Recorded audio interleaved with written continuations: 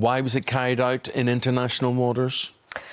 Because basically it had never been done in the UK and Ireland before. To marry a ghost? To marry posthumously, I suppose, is the legal term for it. Someone who's dead and gone? Someone who's dead, exactly. So by doing that, we got a legal registrar to marry us, not a captain of a ship, somebody that could actually perform a marriage, to do it in international waters, which was technically getting married abroad and then just coming back, the same as anyone who had got married before. So hubby was called Jack? He was, yes.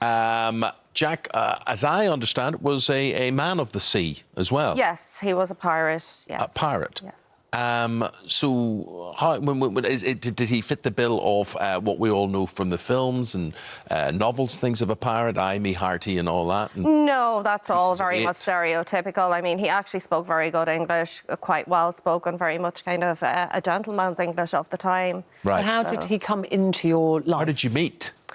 Well, I had started on the road of spirituality in 2010 after my son died. I very much, before that, I didn't really believe in very much. I was kind of agnostic.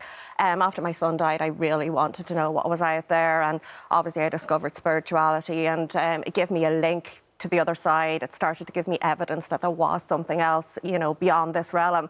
And I discovered by doing a lot of workshops and courses or whatever in it that I was actually really, really good at it. Well, so see, this amazes me. A lot of people go in search of all of this and this spiritualism, this mysticism, whatever. Now, you reached across to the other side, and then basically you got there. Someone reached back to you. Absolutely. To the extent that it felt physical. Yes, well, I mean, you can feel spirit energy. If you even go into a haunted building, you get that shiver up your spine. That's actually feeling energy. Sometimes people will report feeling like spirit touch their face or hold their hand or whatever. So, I mean, you can feel energy, you know, the same as the wind is energy. You can feel that. Were you feeling energy, or were you seeing a physical form of this man, Jack? No, I never actually heard a physical voice, never seen a physical being with my eyes. This was all done through mediumship and through feeling energy and, you know, thought forms. So you weren't frightened, obviously. You felt this was a good energy. How did that turn into a romantic feeling, so much so to the point where you wanted to marry this ghost? Well, it was 5 years after I had started doing the mediumship that Jack, you know, presented himself. And it was several months before I really actually believed he was who he said he was. Because it's very hard to verify if a spirit is telling you the truth when they're dead 300 years. So, you know, eventually, when I did start to believe him several months into the communication, we just started to talk a lot because I was very interested in that period. So I ring your doorbell and I say, hello, Amanda. You open the door and you say, hold on, I'm talking to Jack here. Where's Jack? Right, you must be at work or you must be people at home and you're having a conversation and this guy's around you. There has to be a time and a place in it, and I suppose I just better get to the nitty-gritty because there'll be a lot of people watching and they're saying, this woman is mad. And people are bound to put that to you and they say, look, why are we even doing this interview? You're saying you're talking to dead people and dead people are talking back to you. What would you say to those people? I would say that a lot of these people go to mediums and get their tarot cards read. So if you believe you can contact somebody who's dead 10 years, why do you think it's so difficult to speak to somebody that's dead 300 years? I mean, people pray to God. God is an invisible being, but we believe he's there, you know, or she's there in the case of, you know, of pagan faiths. So, I mean, you know, you either believe that there's another realm or you don't. You either believe that they can hear you or you don't. And you said you got so close and romantically involved with this being, a ghost, whatever people like to call it, that you also believed that it was like a sexual, physical relationship as well, that you could feel. Well, I suppose I'd use the term intimate rather than physical. I've always really struggled with my sexuality from a young age, and I would identify as being on the asexual spectrum. So the physical body, in a sense, isn't really important. It's more about the energy connection or the chemistry, you know, if you want to put it, you know, in non-spiritual terms. Jack made you tingle, basically. Yeah, there was that connection there, and obviously you need to learn how to feel energy to that level. You're saying you could feel almost like a weight of a body on you, yes, which is an energy, because obviously the physical body is not there, but you felt that was an intimate feeling. Yes, absolutely. Yeah, absolutely. OK, so far, so good. Right? Yeah, all good, yes. When did it get bad? The first time that I really noticed anything that was wrong was a couple of months after we got married. And things happen, you can't blame everything on the paranormal. But I also knew about spirit attachments and possession and stuff like that, although, you know, I'd never encountered it. So I did ask some people, you know, are you sure that this guy is a good spirit? And everybody told me it was fine. But this went on for almost 2 years. My health just kept getting worse and worse and worse, to the point that I ended up with sepsis last year in June.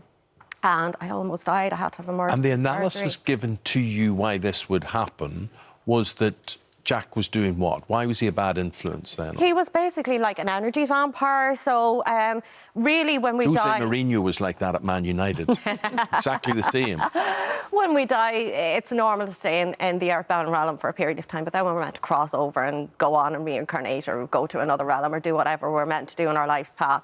So when spirits stay around too long, they need an energy source, and unfortunately, Jack was using me as an energy source. He was kind of bleeding you dry of your energy, He was trying making you ill. He had never accepted his own death, so he wanted to continue living through my body. But we said Yes. So he was trying to come over from the other side and take you over, basically, and live Pretty through you. much, and live through me, So yeah. does Jack understand he's been hanging around, he's been knocking around in the other world or the afterlife or whatever it is for 300 years? Does he understand things of the modern world, like cars and the internet and all that sort of thing? Yeah, because I mean, he's seen the world change. You know, he's been hanging around with other people before me. You know, there was 2 other people at least before me. Was he married before you? No, not married. So no. So Amy said took it went that to a badly new wrong. We level. said it earlier in the link we were talking about you, that you believe he tried to kill you. And how have you separated from Exorcism. this man? Yes, in the end, a lot of red flags, and in the end, after the operation, I realised that it definitely was him, and it took me a while to figure out whether he knew or not that it was definitely, you know, him that was doing it, and did he intend to mean, you know, to harm me. So when I realised that he did, yes, I ended up having an exorcism in December of last year. Now, just finally, Amanda, and we're glad it's turned out well for you and whatever, and this is all very real to you. When you look at your wedding pictures and whatever, do you feel a bit silly about this now? I have long existing health problems that are never going to go away, although since the exorcism, my health has dramatically improved. And they're not mental health problems? No, I have no mental health problems. Do I regret it? In a way, yes, I do regret it. In another way, I don't, because it's given me a lot of lessons. It's given me a lot of opportunities that I wouldn't have had without. And I do believe that everything happens to us for a reason. Mm-hmm. Well, I think it's very interesting talking to Amanda. You may agree or disagree, but Amanda believes in an afterlife, a spiritual world and whatever. And she was also brought up in a very religious environment, in a religious country, where they believe in spirituality and mysticism as well. So what you feel is very natural for you? Well, yes, I mean, I was brought up with that very much. My mother was from the west of Ireland, so she very much believed in the Banshee and all these myths and legends. When I became a teenager and I became a publicist myself, I just kind of very much got absorbed in the physical world, got very involved in animal activism, and everything was physical. You know, I didn't really think about the spiritual.